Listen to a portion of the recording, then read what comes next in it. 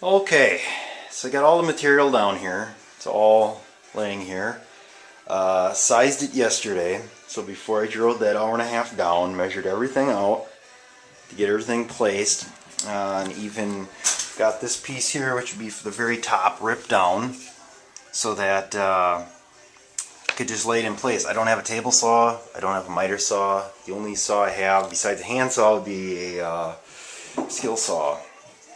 So, yeah, so the way this is supposed to go up, and I realized after the fact too, I don't know how I would cut around this box here, because I don't have a jigger saw. I could probably do it with like a hacksaw or something.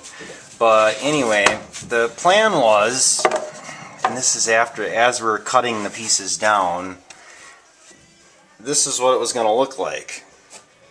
Okay, well, let me do it this way. I'll just lay it down on the floor here. So I was going to butt each piece up like this all the way up the wall until I get to that very top piece, would have been that ripped piece. So that's what it would look like. So as we're cutting these pieces down to the correct width here to fit in between these two walls, and then on this wall here, let me, before I get carried away, so let's do it like this.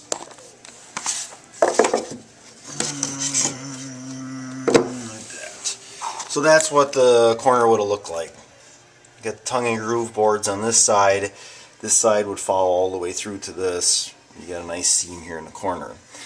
As we're cutting this out, Dad's like, "Oh, this stuff looks like this was, you know, you could lap that stuff." I'm like, "Oh, lap it? What would that look like?" So if we took it and lapped it, let's say, I don't know, about 1.5 inches or so, it would look like that.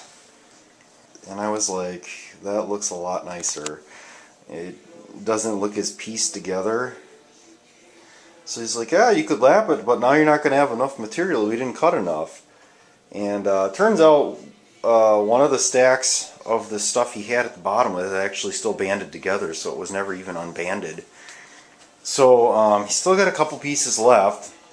So I'm like, okay, absolutely, I'm going to put it together like this. Well, the problem is once you get to this corner here, I didn't lay this out right then. This is all laid out incorrectly. So if we go again with the same piece on the bottom like this, lap over the top, now you're going to have an issue.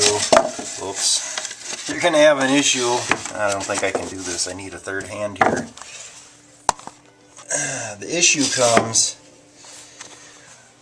when you bring your board up. You see you're going to have one heck of a cut there because that's running at an angle, and that's really less than ideal. So really frustrated because I wanted to have this wall up today, and sometimes that's just the way it goes, I guess. I don't know, things just don't work out right. You get a slow start, and then when you do get going, it just doesn't work. I don't know, I spent about a good half hour just thinking this through.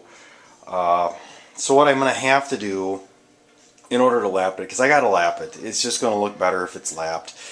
In the corner here, I'll have to have like a block of some sort, maybe like a 1-inch block on each side, so that this siding piece here is going to butt up to that, and then the tongue and groove is going to butt up to that. So like a block that runs the length of this all the way down in that corner like that.